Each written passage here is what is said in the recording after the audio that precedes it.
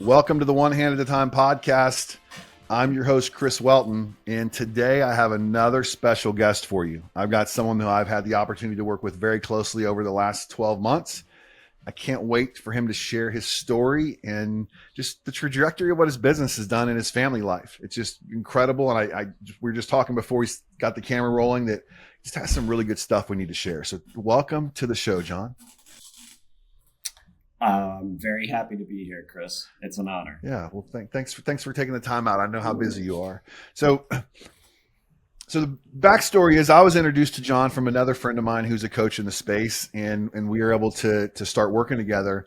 And, you know, one of the things that impressed me the fastest about John was when we said we wanted to do something, he just took action and did it.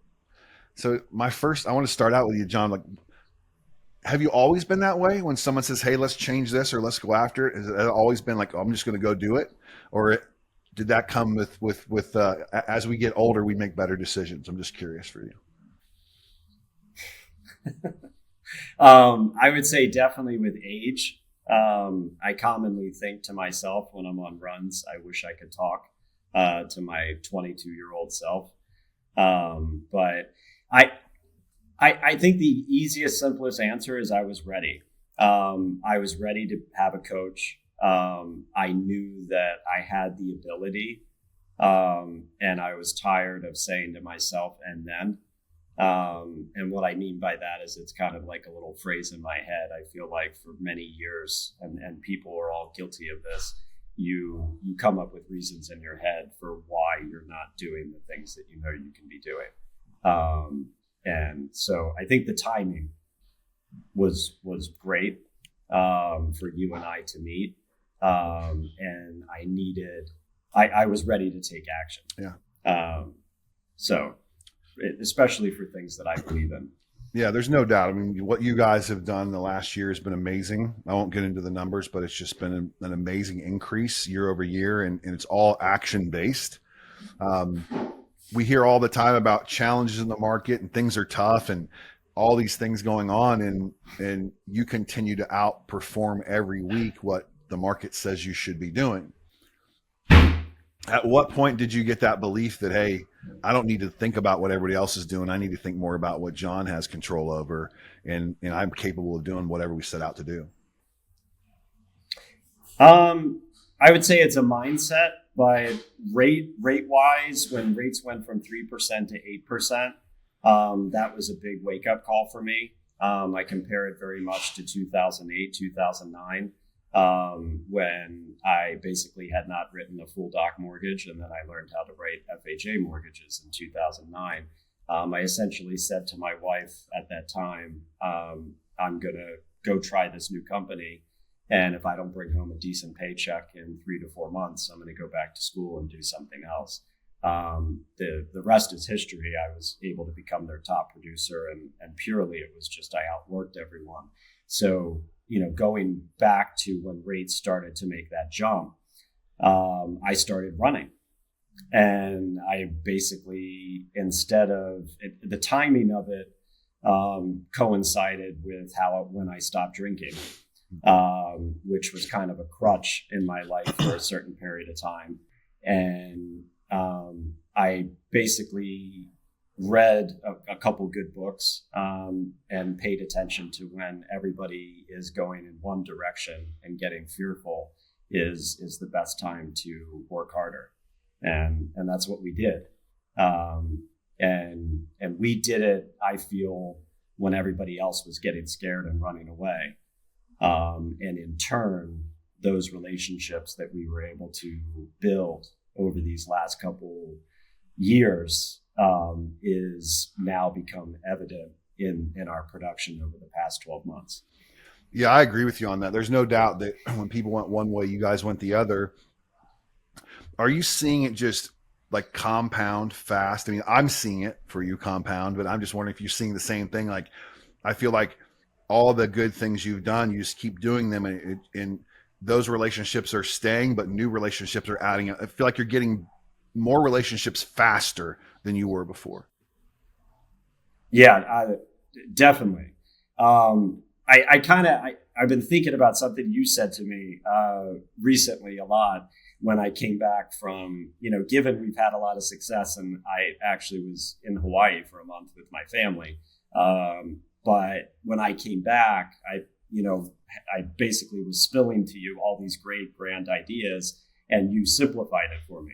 You said, focus on what worked, don't focus on what didn't, and we'll try some new things along the way, but let's get back to basics. And that's exactly what we did. And in turn, I'm a big believer in what you do today benefits you 90 days from now. And we put in the work, 120 days ago, and now, it's compounding. But yeah, touching on what you were saying before, that is the relationships. We just haven't stopped. We've stuck with the same formula, whether it equaled a result or it equaled a loan. We consistently fill our calendar with new relationships, new meetings, and new clients and new referral partners. And, another thing that, giving you kudos, but a big learning thing for me in 2025 was I want someone to tell me no so I can move on to somebody that's going to tell me yes. Yeah. I was focusing too long on maybes. And when I became more decisive with what was going to be our plan, I'm now seeing the results of that intentional focus. So, yeah. Do you think that a lot of people struggle with that because they're afraid to hear no, so they'll ask half committal questions to people? 100%, and I'm guilty of it too. Yeah. It's no different than asking a girl out or asking your wife, that you want to do something and that she might say no.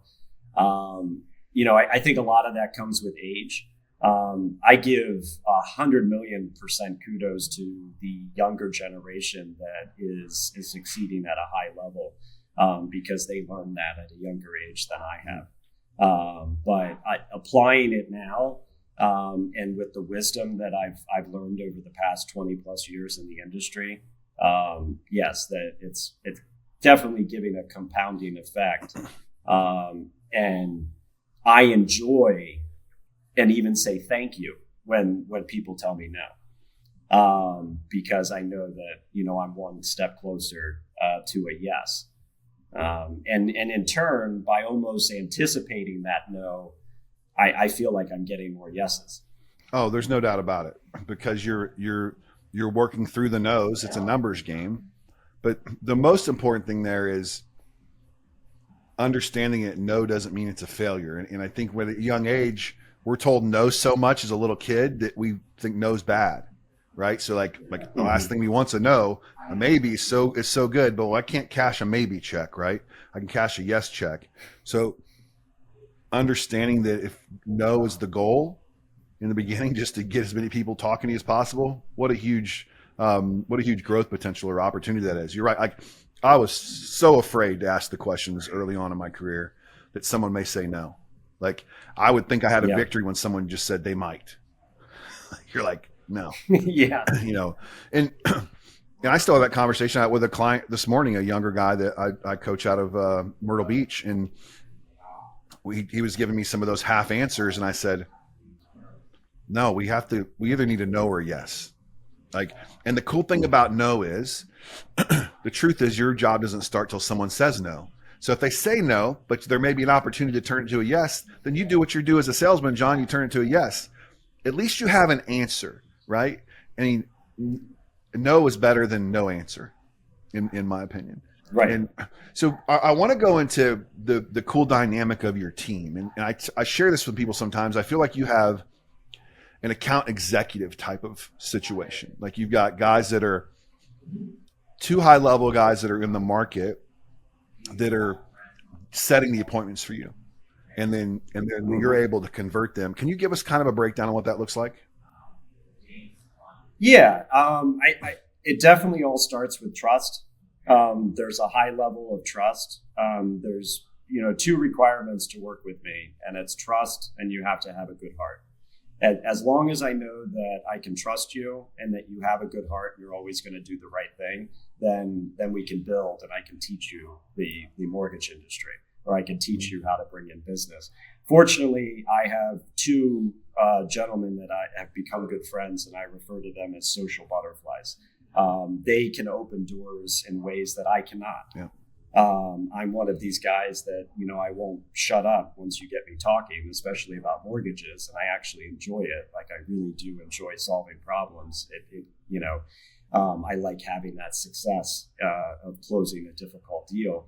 And they know this. And so they build me up on a pedestal to referral partners and to potential clients. So when I get on the phone, I just have to perform. There really isn't any selling. It's just a matter of showing up and doing and following through with what we said we were going to do.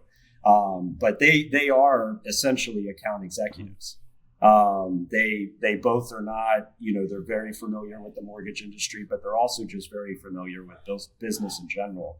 And they're very good salesmen, very good people. And they can walk into a room and walk out with 3 or 4 potential clients for us to do business with.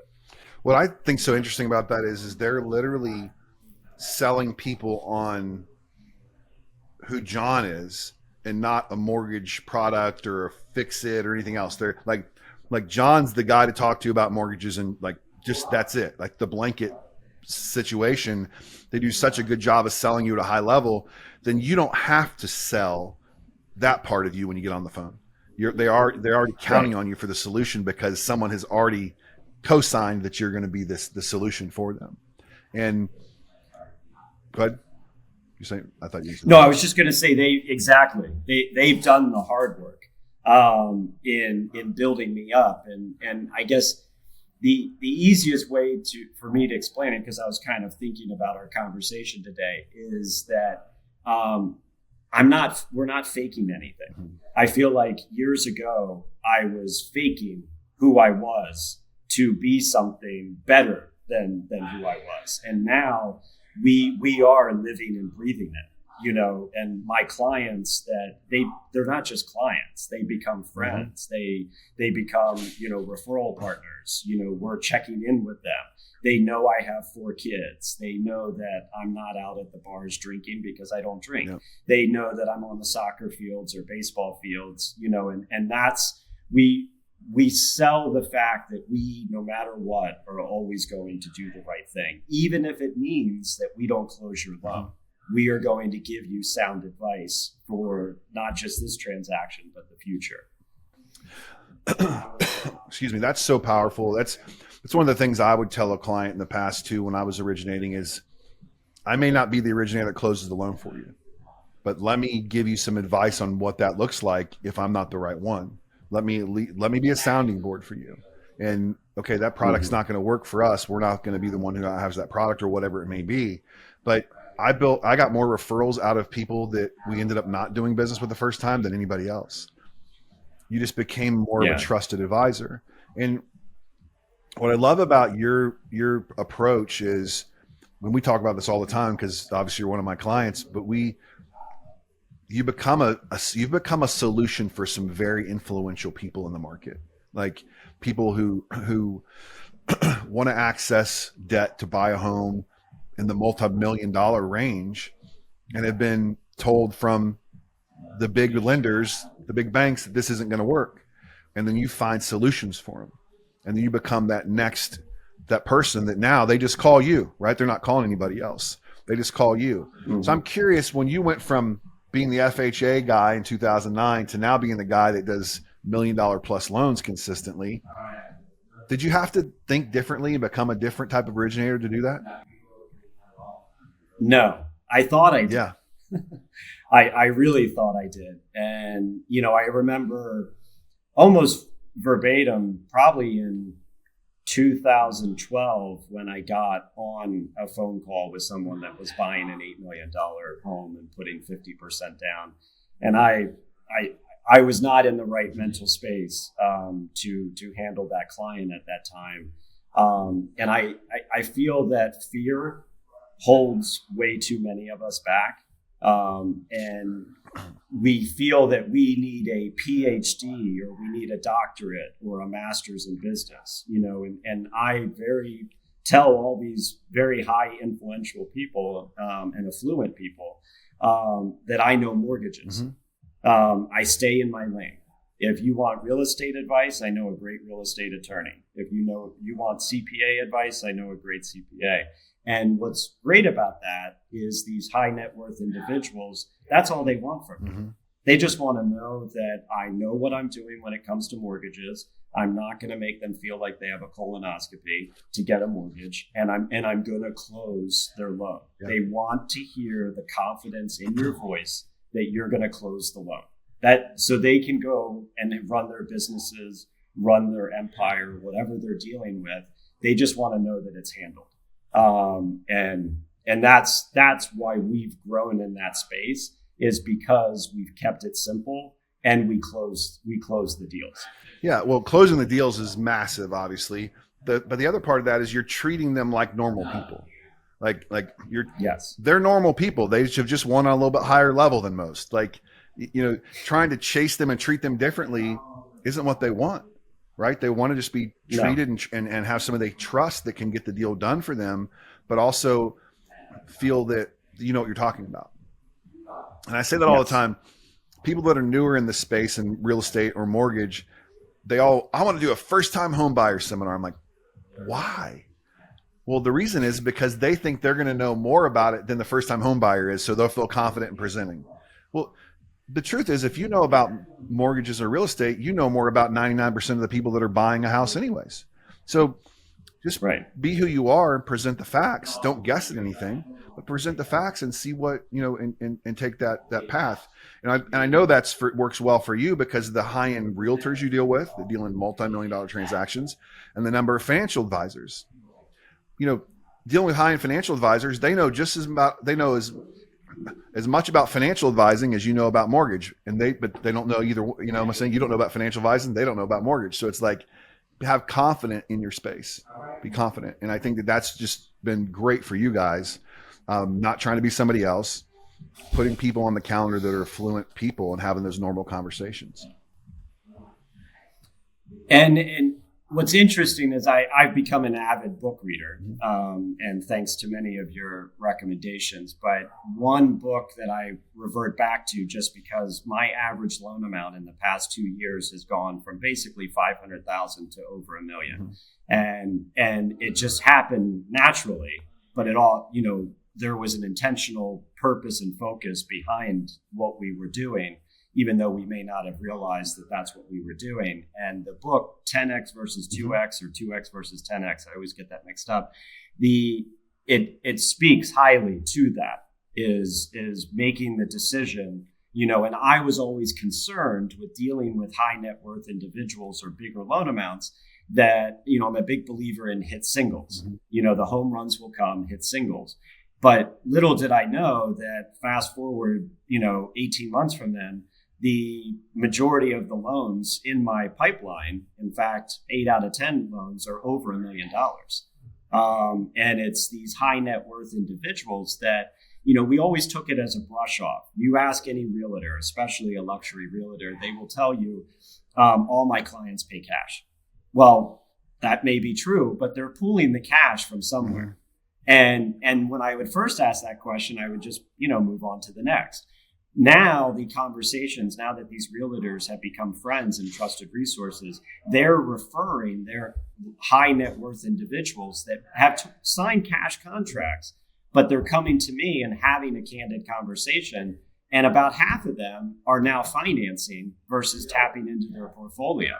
No one has $4 million sitting in their checking or savings account. So they're doing something.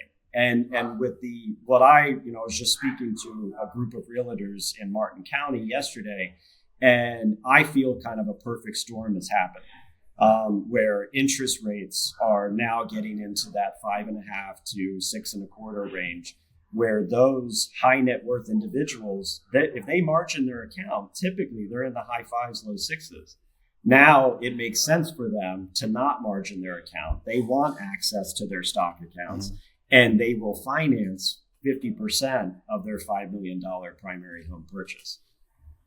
Yeah, So it makes sense, right? Because they, yes, what they can make versus what they're going to spend. So there's not as big, and then yeah, the tax deduction on the interest is massive too if it's a primary residence, right? Like, so, I mean, the truth is, if you're at 6% and you're at a big high tax bracket, it's really a 4% net cost to the rate, right? So, and those are just things that you learn over time. And what's important to the people that have a lot of money is keeping it, right? Is figuring out strategies and ways to keep it. So you're able to help them do that and diagnose it. So I want to step into another spot real quick. And that is something that is the most important thing in your life, and that's your family, your kids. And we have a lot of conversations about the kids on our conversation because I have kids as well. But how different are the conversations now that you've really jumped into the business and understanding how you can control your own growth? How are you sharing that messaging with your kids? You're going to make me tear up because my kids are my everything, and my wife. Yeah. I'm nothing without them. But I feel it's making a conscious decision to be a leader. Yeah. And to be a leader in your personal life and be a leader in your professional life. You can't do one without the other. So, it's no different than if you get into an argument with your child or you get into an argument with your wife and then you try to go to work. You're not as productive as you should be. No. It's on your mind all day. But if you have a happy home life and you make that the number one focus, then you then in turn can be super productive, even more productive than your dreams could ever imagine in your professional life, because you have your family behind you. Yeah. But I'm very blessed with a beautiful wife and 4 healthy children. I was not the father I wanted to be right around COVID. I was available. I was a good father. It wasn't that I wasn't fulfilling the role, but I always knew in the back of my mind that I could be something better. I could be greater. And for me personally, that just happened to be alcohol. But I'm a strong believer in everybody has their thing. And it's like, once you can get your thing under control, you can take off and accomplish things that you never could imagine. My family is the springboard that allows me to do everything that I'm doing. And I think I said this line to you recently, and I'm using that actually quite often. I don't love the mortgage industry, but I love the life that it provides my family. And in turn, because of how happy my family is and how much they love me and I'm in love with them, I now have found a new love for the mortgage industry and the growth, because I want to go and accomplish even more than what we're already doing, because I want to show my kids and my family that it's possible, that you really can, whatever you put your mind to, you can go out there and do it. You just have to run through all the fears and walls that get put up in front of you. And you and I talk about this a lot, but those walls are just made up in your mind. And that's the cool thing with the world that we live in, and especially the United States, is that there is so much opportunity there, and those that are hurting business wise, there is so much business out there. Like, it's there. You have to have the mentality that it is there, and I'm going to go out there and make it happen. Yeah, you have to pivot and go after it. Maybe you have to change what you're doing. Maybe you have to get better at a different part of the industry. And that's what you guys have done. You've evolved. You're a different company than you were 2 years ago. You're going after different types of clientele in different spaces, and it's caused you to win at a very high level. And we're not even in a refinance boom, or we're not even into what people would call an easier market. You're crushing it now, and we're helping build and put things in place so that when it does shift, if it does shift, it's going to be even more so, right? But regardless, you're going to continue winning at a high level. I think one of the big things for me is that the story that you shared with me the most, and I don't remember your son's name, the one that plays basketball. Levi. About Levi really putting in the work and making that elite team, right? Putting in the work and making the team that was a really hard team to make. And I think I said this to you before, but I believe it goes back 100% to seeing what Dad's doing, seeing Dad putting in the work and committing to being better in all the spaces that you're trying to be good in. And the kids it's caught, not taught. You could tell the kid to go do the stuff, but when he sees you doing the stuff, it makes it easier for him to go convert and do that. So I want to tell you, besides winning at a super high level, I believe you're winning at an even higher level when it comes to parenting, John. I appreciate that. And it's, I mean, every child's different. And I think my relationship with Levi, at him being 13 and between 10 and 12, we butted heads a lot. And a lot of it was because maybe I wasn't coming across the right way or what I wanted for him. You want him to be a man. Yep. You want him to grow up, but that needs to happen at his own time. And some of the books that I read, and then also spending time with you, is that it taught me to, show by example. And in turn, like he is now bought in. And I didn't have, my parents got divorced, and it's not that they were not I grew up very privileged in a lot of ways, and I'm very thankful for all the experiences. But my father was not there to push me sports-wise or give me the opportunity. And Levi we've given him the opportunity with private training, developmental training, but he's putting in the work. Yeah. And for once as a parent, we get on our kids about everything. I don't have a lot I can get mad at my son about. He wants it. He's out there. I hear the basketball at 6 a.m. It's not even light out, and he's outside taking shots. And he made the travel team, and that we really wanted him to get on. And I mean, he's even doing a cold plunge with me this Friday. Nice.